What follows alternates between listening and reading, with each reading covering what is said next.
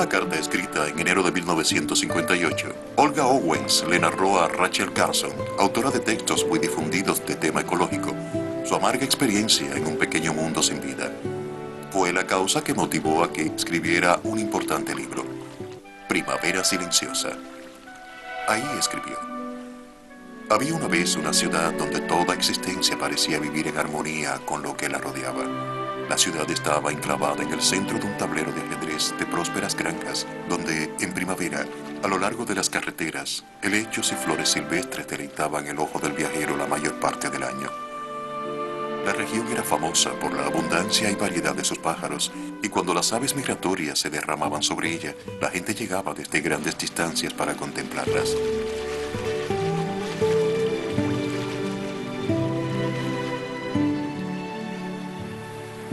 Otros iban a pescar en los arroyos claros y fríos de las montañas. Así sucedió en días remotos, hace muchos años, cuando los primeros habitantes edificaron sus casas, cavaron sus pozos y construyeron sus graneros.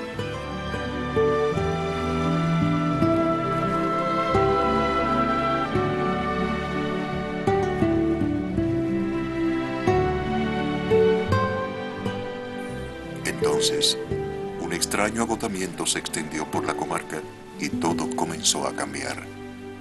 Algún maleficio se había adueñado del lugar. Los campesinos hablaron de muchos males que aquejaban a sus familias.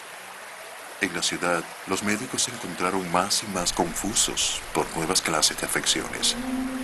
Se produjo una extraña quietud. Los pájaros, por ejemplo, ¿a dónde se habían ido? Las pocas aves que se veían se hallaban mortecinas.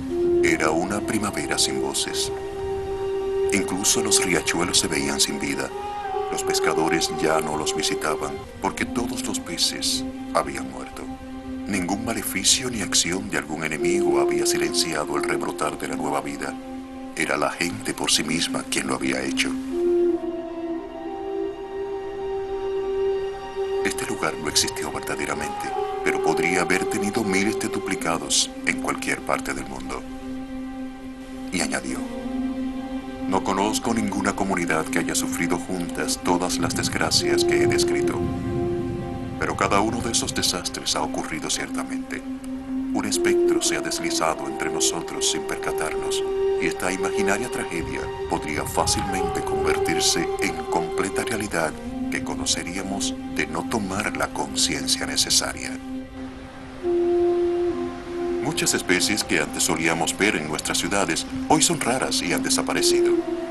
Las especies raras lo están por el hecho de que su área de distribución se ha reducido o el número de individuos ha estado declinando de manera continua. Ese podría ser el caso, por ejemplo, de las mariposas. ¿Por qué hoy es raro verlas en la ciudad? ¿Qué hacer para conservarlas? La respuesta está aquí, en la Quinta de los Molinos, situada en pleno corazón de la ciudad. Lo que se ha logrado en este lugar ha sido gracias a un excelente trabajo educativo. La población, y especialmente los jóvenes aquí, aprenden a conocer y a conservar su entorno. ¿Y tú qué vas a pintar? Yo voy a pintar un árbol donde están las flores y las mariposas tomando el néctar del árbol. Se les adentra en el mundo de la observación, elemento clave para la investigación científica.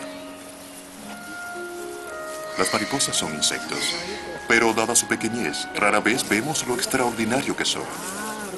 A veces se congregan en cantidades asombrosas, pero para conocerlos hay que penetrar en su mundo. Hoy la Quinta de los Molinos cuenta con el primer mariposario del país.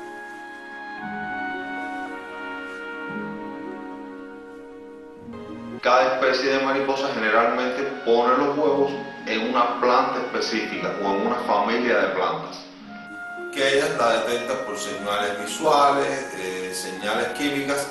Si la mariposa no detecta su planta hospedera, no va a poner los huevitos y por tanto no va a tener descendencia. En el mariposario vamos a tener muy bien ubicadas las plantas hospederas de cada especie de mariposas que tenemos. Es el primer mariposario del mundo. No teníamos ninguna experiencia en cuanto a la cría. Decidimos comenzar los trabajos en el mariposario con mariposas comunes que podemos ver comúnmente o no muy comúnmente volando en la ciudad.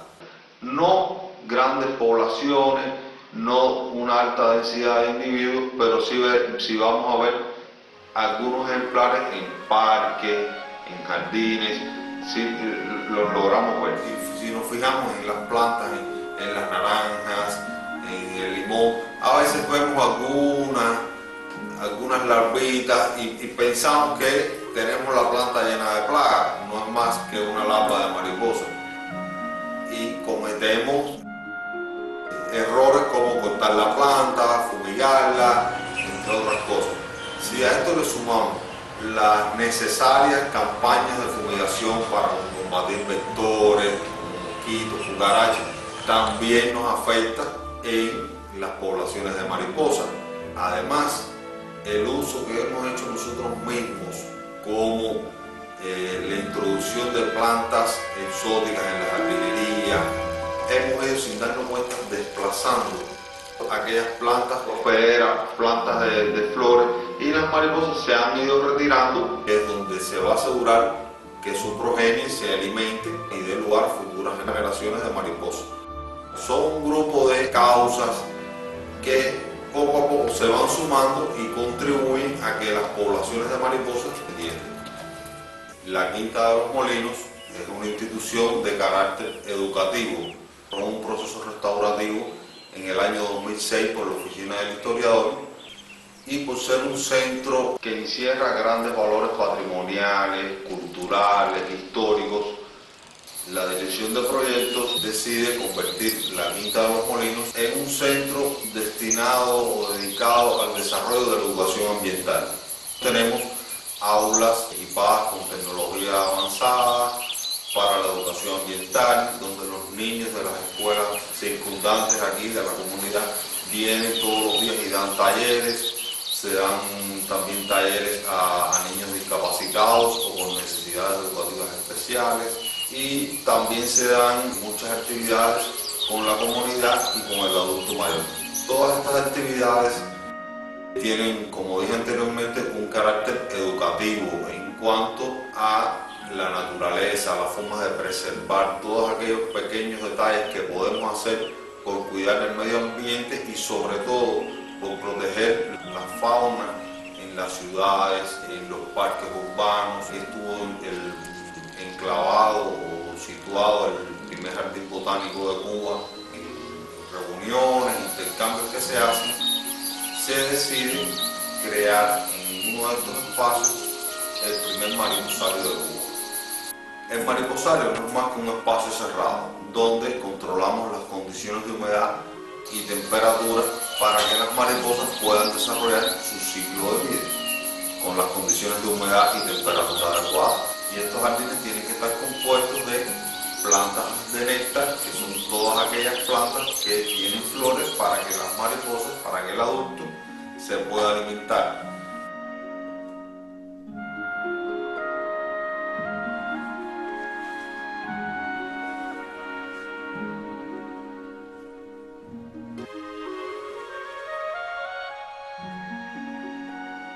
Y plantas hospederas para que puedan depositar sus huevos. Se trata de animales muy selectivos. Se alimentan y ponen sus huevos solo en determinadas plantas, según la especie. Si no existen estas plantas, no podrán existir las mariposas. Esa es una de las causas por las que hoy se han hecho raras en las ciudades. Diariamente, nosotros temprano entramos aquí al mariposario y tenemos ubicadas las plantas hospederas ya, y revisamos cada planta hospedera a ver si encontramos huevos o larvas. En algunos casos la experiencia nos ha dicho que es mejor dejar que nazca la larva dentro del mariposario y recogerla luego, y en otros es mejor llevarnos los huevos hacia el cuarto de cría y que nazcan allí en un pomito.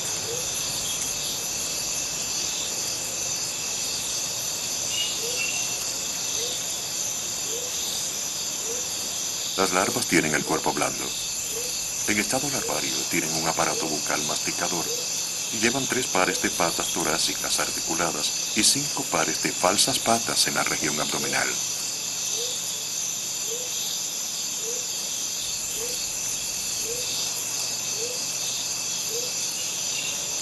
Esta es una planta hospedera.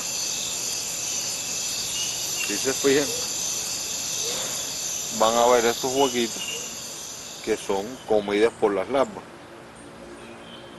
Aquí vemos, por ejemplo, aquí hay 2 larvas muy chiquiticas. Las larvas recién nacidas suelen comer primero el parénquima de la hoja, pero cuando alcanzan mayor tamaño, devoran los demás tejidos de este órgano.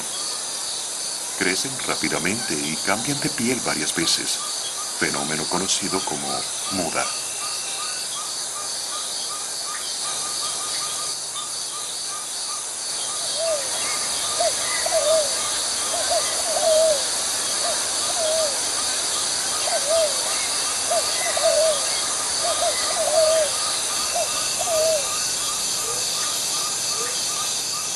Estos excrementos no tendrían nada de especial si no fuera de los artificios más asombrosos para la supervivencia en la naturaleza.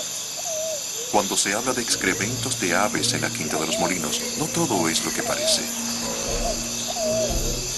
Cuando comienza a moverse, comprendemos que no es un excremento de aves. Las orugas de algunas especies de mariposas sobreviven teniendo el aspecto menos apetitoso posible. Es un asombroso ejemplo de adaptación.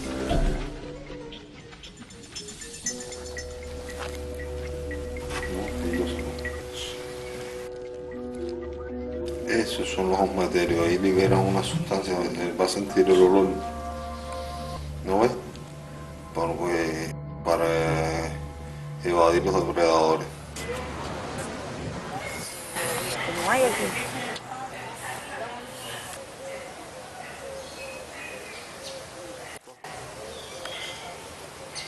Por aquí había arriba otra. ¿Qué era?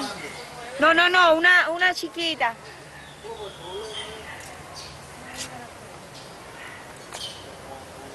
Aquí hay una grande también. Cada mariposa tiene su planta hospedera y es importante recoger la larva para así otras mariposas vengan y pongan los huevos y la larva no se coma toda la planta hospedera, porque la larva se alimenta de hojas y las mariposas se alimentan del néctar de las flores. Y entonces se recogen las larvas para eso mismo, para que ellas no se coman todas las hojas y así las otras mariposas que vengan a poner los huevos de esa especie no tengan, las larvas tengan también puedan comer de aquí. Este es maracuyá cubano. La mariposa de la planta hospedera esta es el liconio, o la llamada cebrita, como hay personas que le llaman. Estas larvas nos las llevamos, o los huevitos, como dije, las llevamos al laboratorio, al cuarto de cría, donde las alimentamos con un grupo de plantas hospederas que nosotros cultivamos en el vivero que tenemos aquí atrás del mariposario. Porque si cortamos las hojas todos los días de las plantas hospederas que tenemos dentro del mariposario, nos vamos a quedar sin plantas hospederas. Entonces tenemos que tener un grupo de plantas, un área donde sembrar las plantas hospederas para alimentar esas larvas en el cuarto de cría. ¿Qué vamos a hacer en este cuarto de cría? En este cuarto de cría vamos a alimentar las larvas de las mariposas. Cada larva será alimentada con su planta hospedera. Si se fijan, aquí tenemos hojas de cítrico donde se están alimentando Heraclides andraemon, que es la especie que se alimenta de los cítricos. Tenemos también maracuyá, hojas de maracuyá, que se alimentan la familia de las heliconios, se alimentan de este tipo de hojas. Estas que están por aquí, la mariposa es Phoebicenae y se alimenta de la acacia, otro tipo de planta hospedera. Y son plantas, en este caso las tres, son plantas comunes que vemos en la ciudad, en los jardines, en los parterres. Vamos a ver este tipo de plantas. La naranja y el maracuyá Sí, son cultivos que, porque nosotros las consumimos sus frutos también, pero esta es una planta silvestre. Entonces, ¿qué hacemos nosotros aquí en el cuarto de cría? Diariamente venimos, limpiamos las hojas de las excretas que hayan depositado las larvas y le colocamos hojas nuevas y frescas para que se alimenten. También en diferentes frascos, en diferentes formas, en este caso estas larvas todavía están chiquitas y tenemos que darles una mayor protección.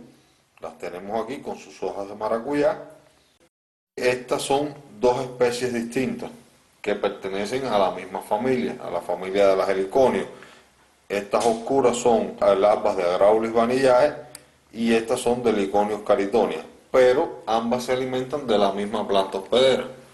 No tiene nada que ver porque aquí estarán 2 o 3 días que las pasemos hacia otro frasco para que se alimenten mejor. Las tapamos para que no se escapen y mañana cambiarle el alimento nuevamente. El periodo larvario varía mucho y generalmente depende de la temperatura. En muchas especies es de 20 a 25 días y el periodo pupal o de crisálida de 8 días aproximadamente. Cuando la larva ha crecido lo suficiente, deja de comer. Se adhiere a una hoja por medio de un hilo de seda y se cuelga o se envuelve con ella, con lo cual adquiere una cubierta rígida. Es la crisálida. La crisálida no come ni se mueve y en ella se producen cambios que darán lugar a la mariposa adulta. Algunas orugas forman su crisálida en la tierra y una buena parte tejen a su alrededor un capullo de seda. Cuando las larvas terminan su estadio como larva, van a formar las pupas o crisálidas, que no son más que el momento antes que la mariposa va a emerger de su crisálida. Aquí vemos una mariposa que está emergiendo en este momento. Miren cómo va saliendo poco a poco y cómo sus alitas van a salir muy arrugaditas. Fíjense que ahora las alas cuelgan con la ayuda de la gravedad y quedan colgando hacia abajo. Si las larvas, si las pupas no están colgadas, para cuando emerja la mariposa las alas no queden hacia abajo colgando, esas salidas no van a poder estirarse. Ahora, ayudados por el bombeo de la sangre o hemolinfa, que es como se llama en el caso de los lepidópteros, esas salidas van a extenderse completamente. Luego de 20-30 minutos, estas salitas con la ayuda del sol quedarán secas. Si no hay sol, si el día está nublado y no hay sol, no vamos a ver volando muchas mariposas. Son 4 etapas. Huevo, larva, pasando por diferentes estadios, en cada muda le da un estadio, pupa o crisálida y adulto. Cada especie de mariposa hace un tipo de crisálida o pupa diferente. Esta es Danaos philippus, Phoebicenae, todas estas son heliconios. Estas que tenemos aquí atrás son Heraclides andraemon y esta pupa muy bonita, Cyproetes teleno. Es una lástima que no haya nacido una hembra. Ese es macho. Cuando va a emerger la hembra, las pupas alrededor se llenan de machos para tratar de copularla en ese mismo momento. Y si no hay ninguno aquí, es que este es macho. En algunas mariposas, los machos son capaces de oler a las hembras antes de que salgan del capullo. Ahí permanecerán para asegurar que será él quien la fecunde.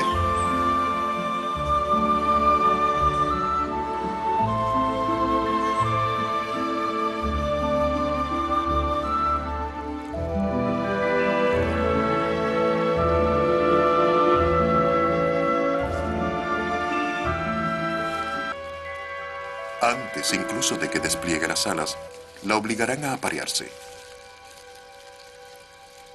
Su pene tiene una forma que solo se adapta a las hembras de su especie.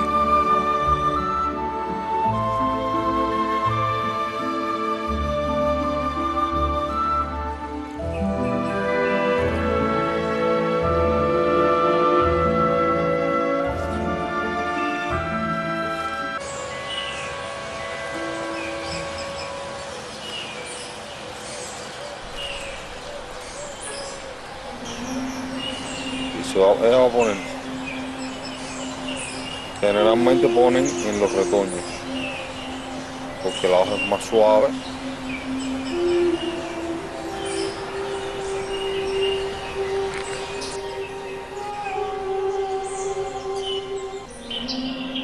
Entonces aquí comienza de nuevo el ciclo de vida. Esta mariposa saldrá a volar, encontrará pareja, se apareará, pondrá sus huevitos en su planta hospedera.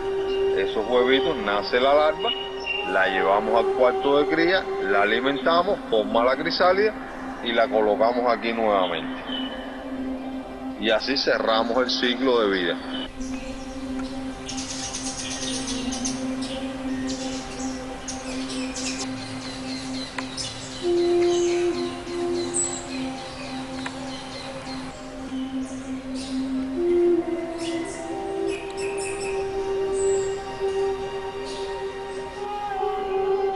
Otra actividad que realizamos aquí nosotros, educativa, es, como son mariposas comunes que vemos volando en la ciudad, cuando emergen varias mariposas a la vez, en los talleres, si tenemos los talleres de los niños aquí, en los talleres de educación ambiental, traemos a los niños y liberamos algunas mariposas en los jardines de la Quinta de los Molinos.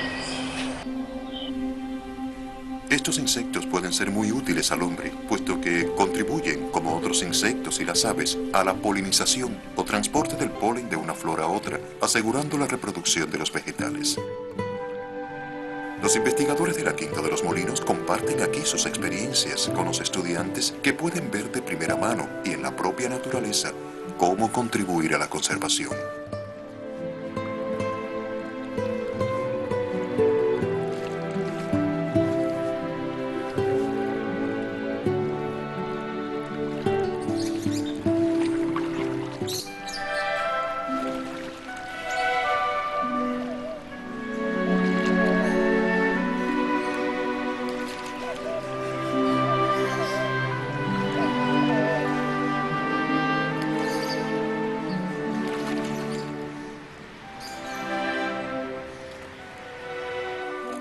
Se trata de un laboratorio natural a donde acuden nuestros más renombrados científicos para la obtención de datos.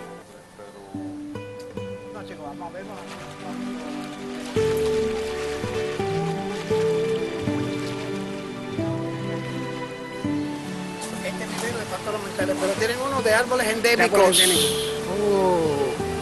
Pero le explico, los 10.000 cedros que sembraron las Fuerzas Armadas en este verano, en saludo al 89 aniversario del comandante Guerra, salieron de aquí. Fueron con este sistema y sembraron. No, pero la labor conservacionista en ese aspecto de árboles en peligro de extinción es fantástico, porque lo que hay de árboles en peligro de extinción, por la supertala que ha habido siempre aquí. La diversidad de la vida es salvaguarda de sí misma. La inteligencia humana es la única capaz de descubrirla y estudiarla. Cuando nos percatamos que nuestra inteligencia es solo una hebra delgadísima entre las masivas redes de la biosfera, no podemos menos que asumir un profundo sentido de responsabilidad, un apremio urgente de sobrevivir y de legar a nuestros descendientes un planeta saludable y biodiverso.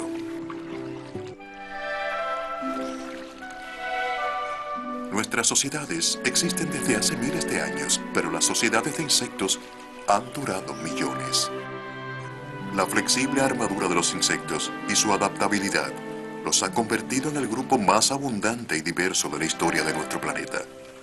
Por ese motivo, no hay razón para que hoy las mariposas sean escasas en nuestras ciudades. El alerta dado por Rachel Carson en su libro Primavera Silenciosa ha encontrado respuesta en muchas partes. La Quinta de los Molinos es una de ellas.